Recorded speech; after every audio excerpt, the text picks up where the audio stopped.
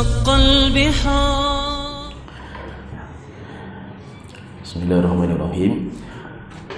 Innalhamdulillah nahmaduhu wa nasta'inuhu wa nastaghfiruh wa na'udzu billahi min syururi anfusina wa min sayyiati a'malina may yahdihillahu fala mudilla lahu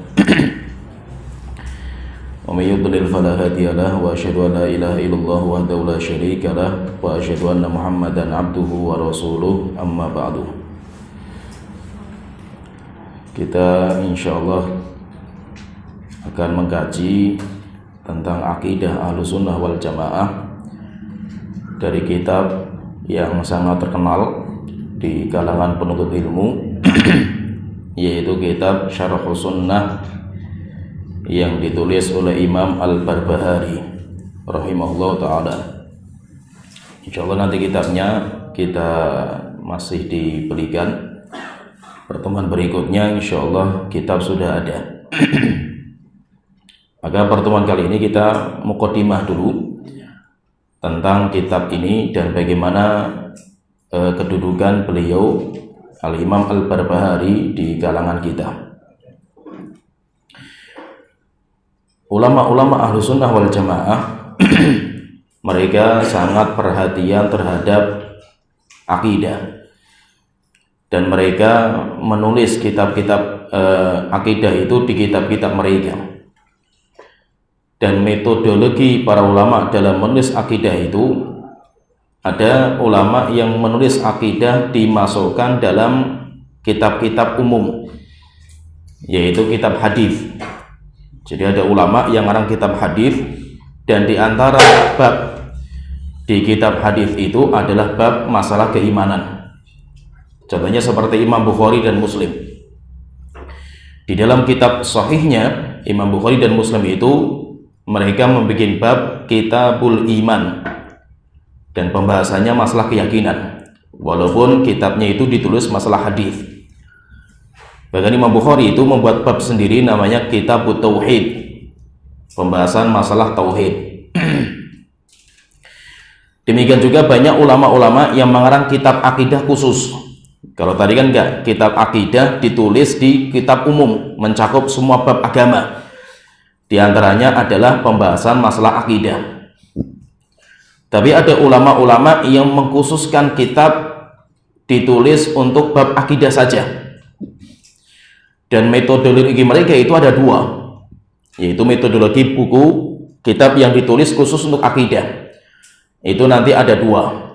Yang pertama dinamakan dengan kitab Takrir Akidah Ahlussunnah. Kitab yang memfokuskan untuk menetapkan akidah Ahlussunnah saja. Jadi akidah Ahlussunnah itu apa sih? Ini. Tidak atau tidak menyebutkan akidah yang menyimpang. Karena fokusnya adalah takrir akidah Ahlussunnah. Dan itu nanti kebanyakan metodologi ulama-ulama mutaqaddiminnya. Ulama-ulama yang terdahulu kebanyakan metodenya di sini. Mereka tidak terlalu banyak menyebutkan akwalnya ahlul bidah dan bantahan kepada ahlul bidah, karena fokusnya untuk takrir akidah ahli sunnah, penetapan akidah ahli sunnah. Kemudian ada juga metodologi kitab akidah itu, kitab yang fokusnya menetapkan akidah ahli sunnah dan menyebutkan ucapan ahlul bidah dan bantahan mereka, sehingga sudah masuk ke diskusi perdebatan. Sehingga kitabnya itu isinya perdebatan. Dan itu kitab akidah ada yang seperti itu. Nah itu kalau kita itu belajar akidah nanti pasti kita itu awal kali belajar itu belajar takrirnya. Kita menguatkan akidah Ahlussunnah dulu. Ketika sudah kuat maka nanti kita akan masuk pasti ke bantah-bantahan terhadap ahlul bidah. Jadi metodenya mesti seperti itu. Maka itu nanti ada kitab yang ditulis untuk takrir akidah Ahlussunnah saja. Kemudian yang kedua ada kitab yang fokusnya untuk membantah akidah-akidah yang menyimpang. Sehingga setelah itu mulai muncullah kitab-kitab akidah khusus. Ada namanya kitab khusus fikih, ada kitab khusus nahwu, ada kitab khusus qiraat, ada juga kitab khusus akidah, itu juga ada. Dan perkembangan zaman semakin berjalan, di mana kalau dulu pembahasan akidah itu fokusnya kepada akidah asma dan sifat, masalah takdir, demikian juga masalah iman. Itu kalau kitab-kitab akidah zaman dulu. Bahkan kitab tauhid zaman dulu itu pembahasannya itu. Pembahasannya masalah nama Allah, sifat Allah, masalah takdir. Itu padahal pembahasan tauhid. Tapi berjalan waktu dan berjalan, akhirnya banyak orang-orang itu yang menyimpang dalam bab uluhiyah, dalam masalah ibadah. Sehingga setelah itu nanti ada tulisan khusus yang ditulis untuk membantah orang-orang yang berbuat kesyirikan dalam masalah ibadah. Sehingga nanti kalau kita belajar kitab itu, akidah itu nanti ada dua. Kalau kita belajar itu ada dua. Ada namanya kitab tauhid sendiri, kemudian juga belajar akidah sendiri. Sehingga akidah itu kalau di pembahasan kita itu nanti dibedakan dengan tauhid. Jadi ada pembelajaran tauhid, ada juga nanti pembelajaran akidah. Dan kitab yang paling masyhur yaitu yang sejak ditulis oleh para ulama zaman dulu yang menulis khusus masalah akidah. Ini saya sebutkan beberapa kitab. Yang pertama, kitab yang ditulis oleh Imam Ahmad. Ini termasuk kitab yang paling awal. Ditulis oleh Imam Ahmad, beliau meninggal pada tahun 241 Hijriah. Beliau punya kitab namanya Ushulus Sunnah. Itu bicara masalah akidah. Sebenarnya ada sebelum itu kitab yang ditulis untuk akidah, namanya kitab Fiqhul Akbar, dinisbatkan oleh kepada Imam Abu Hanifah. Kalau Imam Abu Hanifah berarti lebih awal, tapi penisbatan kepada Imam Abu Hanifah lemah. Itu pembicara masalah akidah juga. Oleh itu yang paling terkenal kitab yang awal ditulis khusus untuk akidah itu kitab As-Sunnah, Ushulus Sunnah karya Imam Ahmad. Kemudian setelah itu ada kitab juga namanya Syarhus Sunnah karangan Imam Al-Muzani. Kalau Imam Al-Muzani itu murid seniornya Imam Syafi'i. Kalau Imam Syafi'i sendiri, beliau tidak memiliki kitab khusus masalah akidah. Beliau tidak punya. Kenapa disebutkan nanti oleh sebagian ulama? Karena fokusnya beliau itu bukan masalah akidah. Akidah ada, beliau punya pendapat masalah akidah, tapi karena masa itu penyimpangan dalam masalah akidah itu nggak terlalu kelihatan. Sehingga beliau itu fokusnya itu pembicara masalah yang lain. Karena Imam Syafi'i jarang mendapatkan kelompok-kelompok yang menyimpang. Sampai akhirnya seperti Imam Malik. Karena zamannya Imam Malik kan nggak ada bid'ah-bid'ah yang bermunculan yang dahsyat, itu nggak ada. Berbeda nanti dengan zamannya Imam Ahmad. Zaman Imam Ahmad, ahlul bid'ah itu mayoritas. Sampai mereka bisa menguasai kenegaraan, kerajaan, sampai punya undang-undang resmi negara. Al-Quran makhluk. Sehingga di zamannya Imam Ahmad banyak ulama-ulama fokus menulis masalah akidah. Pertanyaan, kenapa sebelumnya enggak? Masalah-masalah akidah itu kenapa sebelumnya enggak ditulis itu secara buku khusus itu? Karena di zaman-zaman sebelumnya Ahlus Sunnah itu kuat. Ahlus Sunnah itu mayoritas, sehingga penyebutan akidah secara detail itu malah tidak terlalu bermanfaat. Kenapa? Karena akidah kaum muslimin semuanya sama gitu. Belum ada yang menyimpang. Ketika ada yang menyimpang, baru ulama Ahlus Sunnah mengeluarkan akidah yang benar. Nah, itu di zaman Imam Ahmad itu yang paling terkenal. Kalau sebelumnya enggak. Sehingga Imam Syafi'i tidak punya kitab khusus masalah akidah, Imam Malik tidak punya, Imam Abu Hanifah juga tidak ada. Sedangkan Fiqhul Akbar yang dinisbatkan kepada beliau itu nisbatnya enggak tepat. Tapi muridnya Imam Syafi'i, Imam Al-Muzani, karena Imam Al-Muzani nanti termasuk orang yang jadi korban dalam bid'ah itu. Ini Al-Muzani itu nanti meninggalnya di penjara, disiksa sama pemimpin waktu itu yang mengatakan Al-Quran makhluk seperti zamannya Imam Ahmad. Sehingga beliau punya kitab sendiri masalah akidah. Tapi kalau Imam Syafi'i tidak, apalagi zaman akhir-akhirnya Imam Syafi'i itu beliau pindah ke Mesir. Di Mesir aman, karena fitnah itu munculnya di Baghdad, bukan di Mesir. Al-Muzani, Imam Al-Muzani, beliau wafat tahun 264 Hijriah. Kemudian berikutnya kitab As-Sunnah karya Imam Ibnu Abi Asim, wafat pada tahun 287 Hijriah. Kemudian kitab As-Sunnah karya Abdullah bin Ahmad bin Hambal, murid anaknya Imam Ahmad, namanya Abdullah bin Ahmad bin Hambal, wafat pada tahun 290 Hijriah. Kemudian kitab juga namanya kitab Asy-Syariah. Kitab Asy-Syariah karya Imam Al-Ajuri, meninggal pada tahun 360 Hijriah. Kemudian kitab juga yang di depan kita ini, kitab Syarhus Sunnah dikarang oleh Imam Al-Barbahari, wafat pada tahun 329 Hijriah. Kemudian kitab Al-Ibanah, ini saya sebutkan beberapa kitab yang terkenal. Nanti kalau kita belajar akidah, nanti kita akan melalui kitab-kitab ini. Kita nanti akan melalui kitab-kitab ini, itu akan kita lalui. Kitab Al-Ibanah an Usuli Diyanah, karya Imam Ibnu Battah. Al-Imam Ibnu Battah itu meninggal pada tahun 387 Hijriah. Ini termasuk salah satu murid seniornya Imam Al-Barbahari. Kemudian kitab selanjutnya kitab Usul I'tiqad Ahli Sunnah, karya Imam Al-Lalikai, meninggal pada tahun 418 Hijriah. Nah, ini kitab-kitab yang paling terkenal di zaman dulu. Nanti setelah itu apa? Banyak kitab-kitab yang bermunculan setelahnya, itu kebanyakan mengembangkan kitab itu. Kayak kita kalau belajar fikih itu, nanti ada kitab matan, kemudian ada syuruhat, tafri'at, hawashi, itu nanti setelahnya. Sehingga apa? Sehingga ulama-ulama salaf itu fokusnya ke takrir masail. Dan itu kitab-kitab itu kebanyakan intinya ke takrir masailnya. Setelah itu apa? Nanti dikembangkan sama ulama-ulama berikutnya sampai kitab akidah itu menjadi lengkap. Sampai akhirnya nanti muncul Syekhul Islam, demikian juga Imam Al-Qayyim, itu yang menjabar lebarkan pembahasan masalah akidah.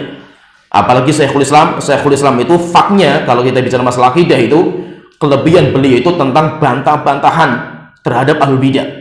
Sehingga hampir semua bantahan Syekhul Islam itu nggak bisa terbantahkan. Itu memang kehebatan Syekhul Islam. Ya, kalau yang kita pelajari itu di pelajaran di sini itu sama santri-santri itu, Syarah Aqidah Thahawiyah itu termasuk tinggi. Kalau di sana itu di Yaman termasuk kitab yang tinggi, dan itu sebenarnya muaranya ngambilnya dari ucapan Syekhul Islam, ngambil dari Imam Al-Qayyim, cuma beliau tidak menisbatkan karena beliau punya tujuan sendiri. Di situ nanti isinya bantah-bantahan. Tapi jangan masuk di kitab rududan, yaitu rudud itu bantah-bantahan sampai kokoh akidah Ahlussunnah wal Jamaah. Kenapa? Karena orang ahlul bidah itu hujahnya kuat. Mereka juga punya hujah, gak main-main mereka itu. Sehingga kalau kita masuk ke sana, kita nggak punya hujah yang kuat dari akidah Ahlussunnah, itu bahaya. Nah, itu kalau di sini itu kita belajarnya itu kebanyakan takrirat, yaitu untuk mentakrir akidah Ahlussunnah wal Jamaah. Nah, itu berarti Imam Al-Barbahari yang kita sebutkan, beliau punya kitab namanya Syarhus Sunnah. Ini termasuk kitab awal yang membicarakan masalah akidah. Dan Imam Al-Barbahari itu beliau terkenal dengan orang yang paling keras terhadap ahlul bidah. Sehingga nanti kalau kita baca kitab beliau, keras sekali beliau itu membantah ahlul bidah, itu keras sekali beliau itu karena memang zamannya. Di zaman itu memang beliau itu tegas sekali. Seperti zamannya Imam Ahmad. Walaupun Imam Ahmad dalam masalah tulisan nggak terlalu tegas, nggak terlalu keras terhadap al-bidah, berbeda dengan Imam Al-Barbahari ini. Jadi kalau kita nanti baca kitab-kitab itu, nanti kita akan melihat gaya. Dan biasanya gaya penulisan itu ngikuti zaman. Ketika zamannya itu butuh ketegasan, biasanya ulama-ulama itu sikapnya tegas. Oleh itu kalau kita lihat misalkan kenapa Syekhul Islam itu kok gayanya seperti itu, sehingga kalau kita baca kitab Majmu' Fatawa itu gayanya itu belum bantah-bantahan dengan bantahan-bantahan yang kuat sekali, karena di zaman itu ahlul bidah itu mayoritas, hampir semua mazhab 4 saja itu ulama mazhab itu semuanya itu mereka itu ahlul bidah, sehingga bahwa Syekhul Islam berhadapan dengan mereka dan mereka punya hujah-hujah yang kuat, nggak sembarangan mereka itu, sehingga Syekhul Islam harus mengikuti gaya mereka. Berbeda dengan ulama-ulama salaf yang mereka lebih condong kepada penulisan takrir masalahnya. Sehingga kitab-kitab ini yang kita bacakan itu kitab-kitab tipis. Kitab-kitab tipis hanya menyebutkan ucapan salaf, intinya ini. Tipis-tipis kitabnya itu, bukan kitab yang tebal-tebal, apalagi sampai berjilid-jilid seperti Majmu' Fatawa, bukan. Nanti kalau kita mau pelajari akidahnya Syekhul Islam juga punya akidah tartib juga. Beliau juga punya kitab akidah. Cuma masalahnya di kita ini, dan itu menjadi problem sebenarnya di kita itu pembahasan masalah tauhid itu dibedakan, sehingga itu yang jadi problem. Jadi antara akidah dan tauhid itu masih dibedakan. Itu jadi seakan-akan kayak dua ilmu yang berbeda, padahal itu satu. Cuma memang kita mencari kitab yang menyebutkan dua-duanya itu, kita susah mendapatkan kitab itu. Sehingga kalau kita belajar akidah, ya fokusnya ke akidah rububiyah dan akidah asma dan sifat. Kalau kita mau membahas masalah uluhiyah, itu nanti masuk ke kitab namanya kitab namanya tauhid. Kitab tauhid itu biasanya membahas masalah uluhiyah. Sekarang kita sedikit menjelaskan tentang sejarah atau biografinya Imam Al-Barbahari. Imam Al-Barbahari itu sampai beliau dijuluki nanti dengan julukan Qami'ul Mubtadi'ah. Qami'ul Mubtadi'ah, orang yang membantai habis ahlul bidah di zamannya. Itu Imam Al-Barbahari. Nama beliau namanya adalah Al-Hasan bin Ali bin Khalaf Abu Muhammad Al-Barbahari. Namanya Abu Muhammad Al-Hasan bin Ali bin Khalaf Al-Barbahari. Dan Barbahari itu nisbat kepada sebuah tempat kampung namanya Barbahar, namanya Barbahar. Dan Barbahar itu termasuk bagian dari zaman itu, termasuk bagian dari India. Sampai sebagian orang mengatakan baharot. Baharot itu kalau di sana itu bumbu-bumbu. Bumbu masakan itu namanya baharot. Itu sebagian mengatakan itu nisbat kepada tempat ini. Yaitu karena yang paling terkenal itu bumbu-bumbu waktu itu India. Imam Al-Barbahari itu beliau lahirnya itu khilaf di antara para ulama tahun berapa persis lahirnya. Tapi yang diketahui itu tahun meninggalnya. Nah itu kalau kita membaca kitab-kitab para ulama itu sering paham ini. Kalau kita membaca kitab ulama pasti disebutkan tuwfiya sanah kada. Kenapa? Karena yang paling penting bagi ulama itu tahun wafatnya, bukan tahun lahirnya. Tahun lahirnya itu nggak terlalu penting. Seperti Nabi Muhammad. Kenapa kok ulama itu nggak terlalu zaman dulu itu nggak terlalu mereka itu memastikan tahun lahirnya Rasulullah itu kapan pastinya itu, tanggalnya, bulannya, itu kapan pastinya itu? Karena lahirnya itu nggak penting. Yang penting bagi mereka itu tahun meninggalnya. Karena dari tahun meninggalnya itu nanti bisa dipastikan sanadnya bersambung atau tidak kan itu. Sehingga zaman dulu itu yang paling dijaga itu tahun wafatnya ulama. Wafatnya tahun berapa? Wafatnya tahun berapa? Maka Imam Al-Barbahari itu beliau itu wafatnya tahun 329. Wafat pada tahun 329. Berapa umurnya? Khilaf di antara para ulama. Ada yang mengatakan 76, ada yang mengatakan 77, bahkan ada yang mengatakan 96. Dan nanti kalau dikatakan umurnya sekian, berarti kalau umurnya sekian meninggalkan sekian, berarti lahirnya tahun sekian. Itu kemungkinan, namanya kemungkinan. Tapi yang paling penting itu apa? Yang paling penting itu tahun wafatnya. Kemudian di antara guru-guru beliau, guru-guru Imam Al-Barbahari, kebanyakan guru-guru beliau itu adalah murid-muridnya Imam Ahmad. Karena beliau itu di bawah tobakotnya Imam Ahmad. Bukan muridnya Imam Ahmad, enggak, tapi di bawahnya tobakotnya beliau itu. Sehingga beliau tidak berjumpa dengan Imam Ahmad, tetapi beliau berjumpa dengan murid-muridnya Imam Ahmad. Sehingga beliau itu nanti dijuluki dengan Syekhul Hanabilah. Beliau itu rujukan dalam mazhab Hambali. Beliau rujukan dalam mazhab Hambali karena mazhabnya beliau Hambali. Di antara guru yang beliau ambil ilmunya itu adalah Imam Ahmad bin Muhammad bin Hujjat bin Abdul Aziz Abu Bakar Al-Marwazi. Imam Al-Marwazi ini murid seniornya Imam Ahmad. Sampai beliau ini yang memikul Imam Ahmad atau mendampingi beliau ketika beliau meninggal. Sampai beliau ini Al-Marwazi ini termasuk orang yang memejamkan matanya Imam Ahmad ketika beliau meninggal dan yang memandikan Imam Ahmad. Itu Imam Al-Marwazi ini termasuk yang menguburkan. Di liang lahat itu juga beliau.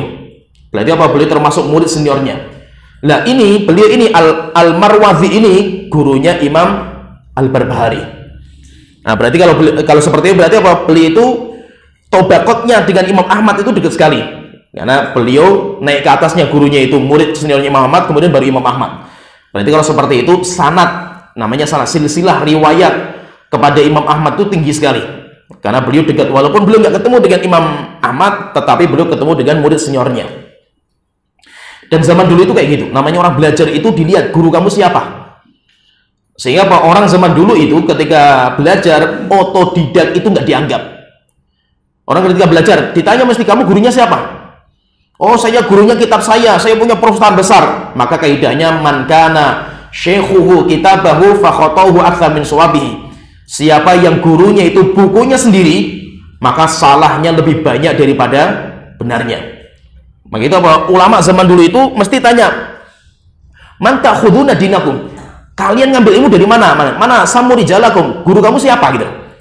Oh, guru saya ini. Ah, guru kamu dari mana? Oh, guru saya dari ini. Gurunya dari siapa lagi? Sehingga zaman dulu itu penting itu gurunya. Kamu itu gurunya siapa gitu. Oleh itu kenapa ulama-ulama kita zaman dulu itu mereka itu mencari banyak guru. Rehlah. Sehingga ulama-ulama itu didatangi. Saya datang kepada ini, ngambil ilmunya. Saya datang pada sana, ngambil ilmunya. Sampai zaman dulu itu ulama berbangga dengan banyaknya guru. Sampai Imam Bukhari itu beliau mengatakan, saya menulis hadis dari 1070 ulama. Dengan 1070 ya. Kayak apa waktunya mereka untuk keliling dunia gitu.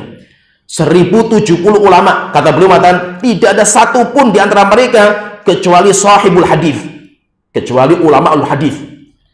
Untuk mendapatkan 1000 guru ulama al-hadis, berarti mereka harus keliling dunia. Oleh itu sampai Imam Ahmad itu ceritakan, kata Imam Ibnu Jauzi, beliau mengatakan, tofal Imamu Ahmad dunia marrotain. Imam Ahmad itu pernah keliling dunia 2 kali, mendatangi semua ulama di dunia itu. Yang masih ada siapa? Itu didatangi sama beliau. Kenapa? Karena zaman dulu itu ilmu itu harus bersambung. Kamu punya guru siapa? Guru saya ini. Sehingga apa? Silsilahnya itu jelas. Kalau orang beragama difahami sendiri, berarti sanadnya terputus. Nah, sanadnya terputus. Kalau sudah terputus, berarti ilmunya nggak dianggap. Berarti pemahaman dia terhadap agama itu dhaif. Kenapa dhaif? Karena dia memahami dengan akalnya sendiri. Dia tidak punya guru yang memahamkan agama. Oleh itu beliau itu ngambil ilmunya itu dari yang paling terkenal itu Al-Marwazi, dan banyak guru beliau banyak, tapi yang paling terkenal itu. Sedangkan murid beliau banyak sekali. Murid beliau itu banyak, tapi yang paling terkenal murid beliau itu tadi yang kita sebutkan, yaitu Ubaidillah bin Muhammad bin Hamdan bin Battah Al-Abgari, yaitu Imam Ibnu Battah. Yang tadi juga kita sebutkan, beliau Imam Ibnu Battah itu ngarang kitab akidah juga, dan kitab akidahnya Imam Ibnu Battah itu terkenal sekali. Sehingga nanti kita melewati kitab itu kalau kita belajar. Yaitu beliau ngarang kitab namanya Al-Ibanah fi Usuli Diyanah. Itu kitab terkenal yang mengumpulkan pendapat ulama salaf tentang masalah akidah.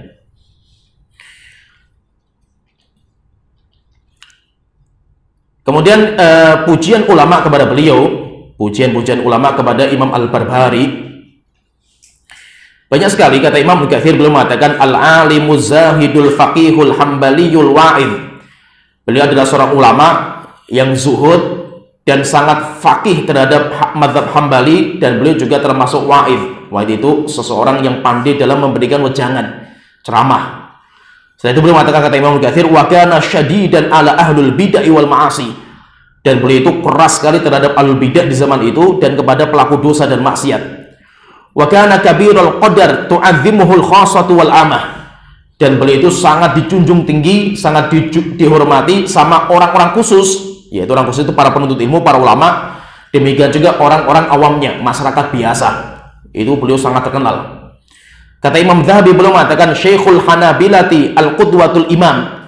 Beliau adalah syekh rujukan dalam mazhab Hambali, dan beliau adalah seorang imam al-faqih yang sangat faqih, karena qawalan bil haqqi da'iyatan ilal athar. Beliau itu keras untuk mendakwakan kebenaran, dan beliau itu tegas untuk mendakwakan kepada athar. La yakhafu fillahi laumata la'im. Beliau tidak pernah takut dengan orang-orang yang mencaci maki beliau.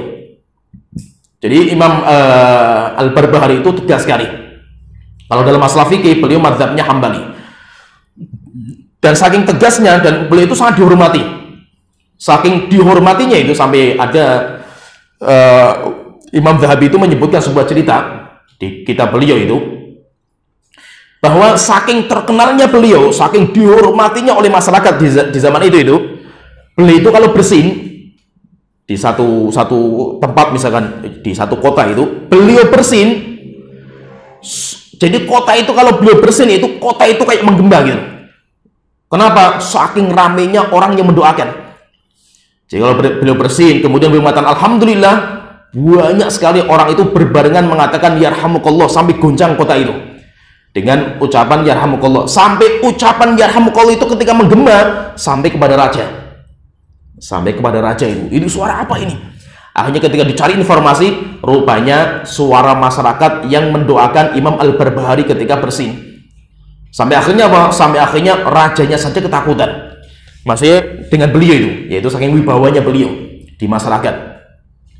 Tapi karena kerasnya beliau terhadap alal bidah, karena zaman itu Syiah kuat. Demikian juga di zaman itu Sufiyah juga kuat. Demikian juga di zaman itu orang-orang ahli bidah yang lain itu juga kuat. Akhirnya orang-orang yang menyimpang itu, orang-orang ahli bidah itu benci sekali dengan beliau. Sehingga berkali-kali memfitnah beliau di hadapan penguasa. Berkali-kali. Sampai akhirnya beliau pernah difitnah, kemudian sampai akhirnya mau dipenjara. Setelah itu diskusi, kemudian dibebaskan, kemudian difitnah lagi berkali-kali. Fitnah itu ditujukan kepada beliau di hadapan penguasa, sampai akhirnya seorang raja itu ngamuk karena mendengar fitnah-fitnah itu, marah dengan Imam Al-Barbahari, sampai dia mengatakan tidak boleh ada dua orang yang berkumpul sama beliau. Sampai akhirnya beliau dicari waktu itu, dicari mau dihukum mati sama raja, dicari sampai akhirnya beliau sembunyi. Sampai akhirnya sembunyi di sebuah tempat sampai setahun bersembunyi. Kemudian setelah itu beliau meninggal dunia, dan meninggal dunia tidak ada yang tahu. Coba bayangkan sekelas beliau itu ketika meninggal dunia tidak ada yang tahu. Kenapa? Karena fitnah dahsyat. Apalagi fitnahnya itu sampai ke penguasa. Yaitu siapa itu? Ulahnya siapa? Ulahnya Ahlul Bidah.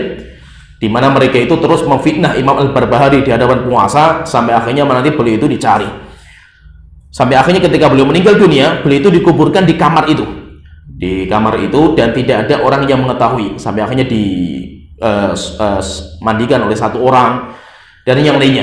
Kemudian dikuburkan di situ dan tidak ada yang tahu. Sampai akhirnya nanti ketika sudah berjalan waktu, baru orang itu tahu itu kuburannya Imam Al-Barbahari. Yaitu kenapa seperti itu? Karena orang-orang ahlul bidah. Jadi mereka tidak akan senang dengan sunnah itu yang kuat. Ketika sunnah kuat, pasti mereka akan berjuang, berusaha sekuat tenaga untuk menghancurkan sunnah. Kalau tidak bisa dengan hujjah, maka nanti mereka itu akan memakai kekuasaan. Dengan cara apa? Dengan cara fitnah. Dan banyak ulama-ulama kita yang difitnah di hadapan penguasa. Imam Syafi'i seperti itu. Sampai Imam Syafi'i itu kalau kita baca sejarahnya kan mau dihukum mati. Kenapa? Karena fitnah. Tapi yang memfitnah Imam Syafi'i bukan orang ahlul bidah. Yang memfitnah Imam Syafi'i itu ulama-ulama ahlu sunnah yang hasad kepada beliau di Yaman. Imam Bukhari juga diusir ketika mau meninggal dunia. Sampai akhirnya ketika meninggal dunia tidak ada yang tahu jasadnya.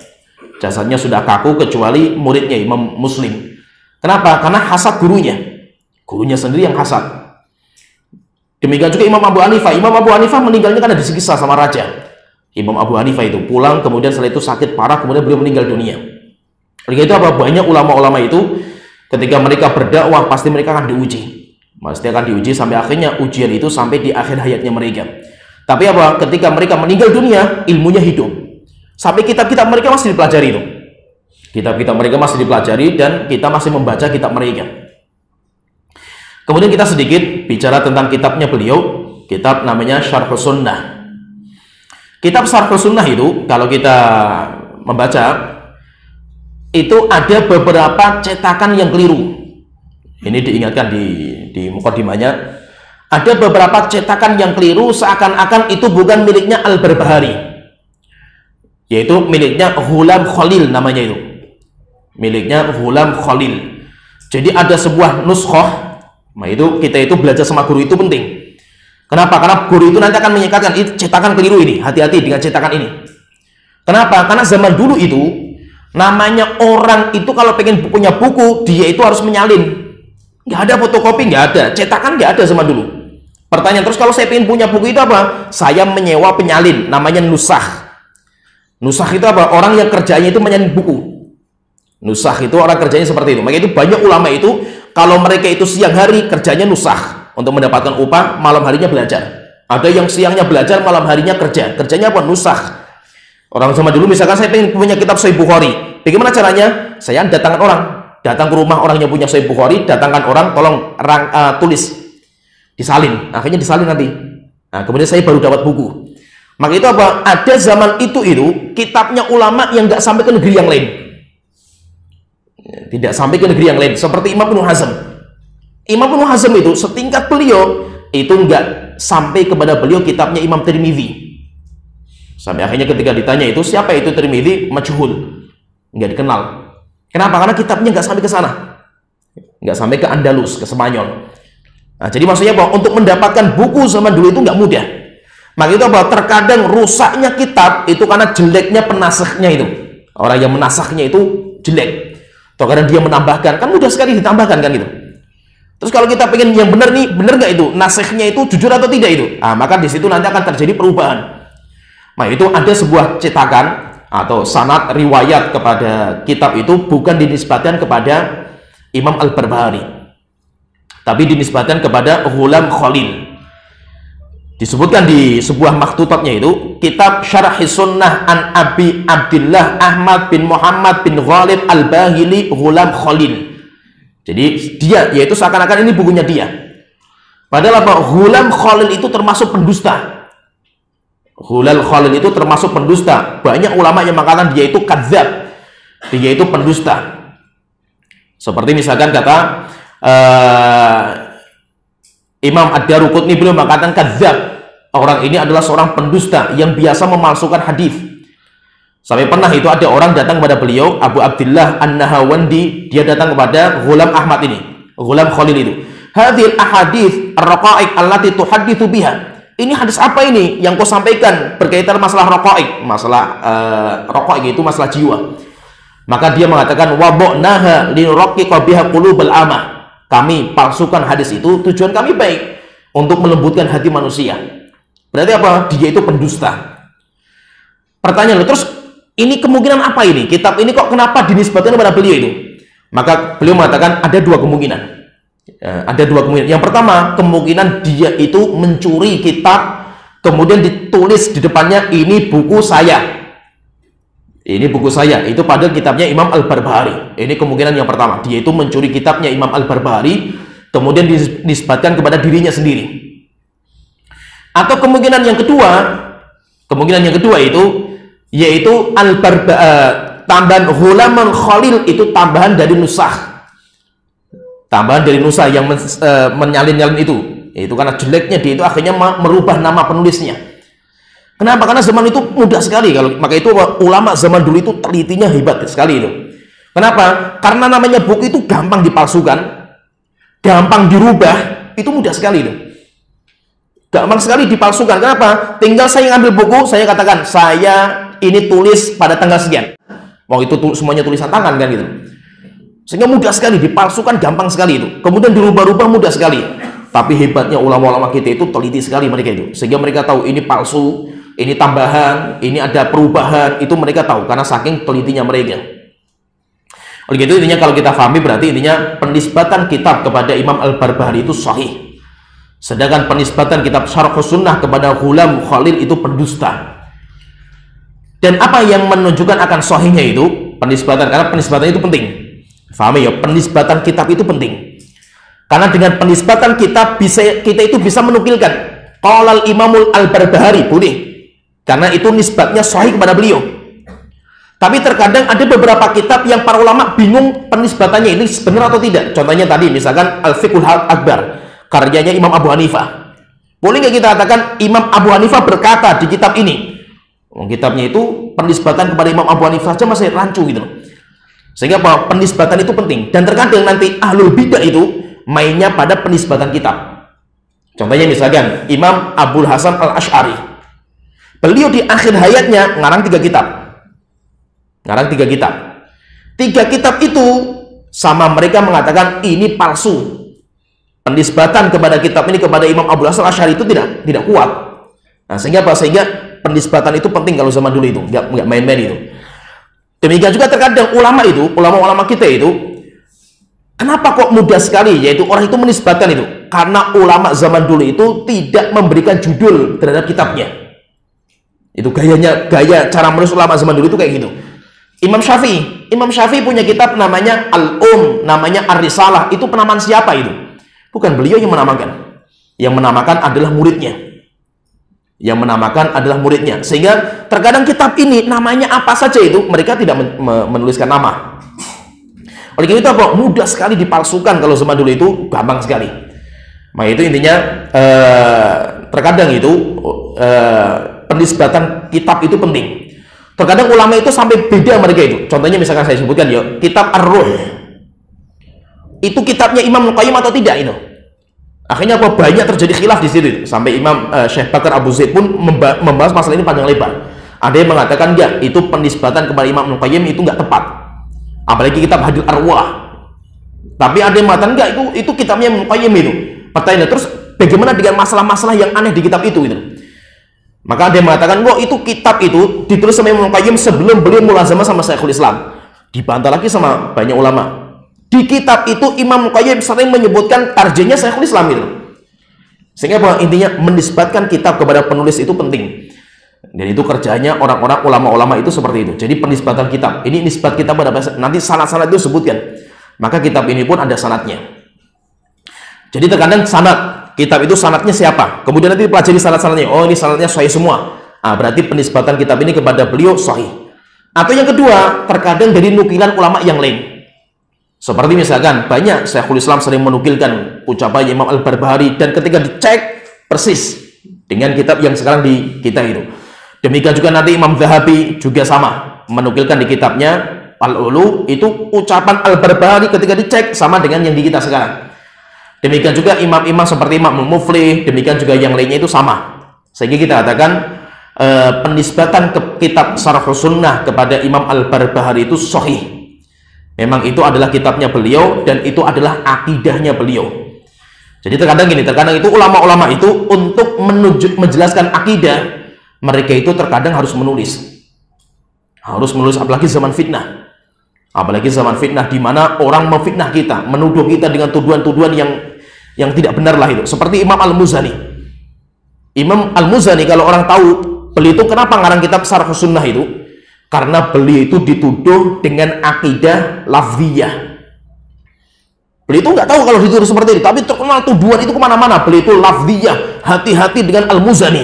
Dia itu orang sesat, menyimpang, akidahnya mengatakan Al-Quran makhluk dia itu.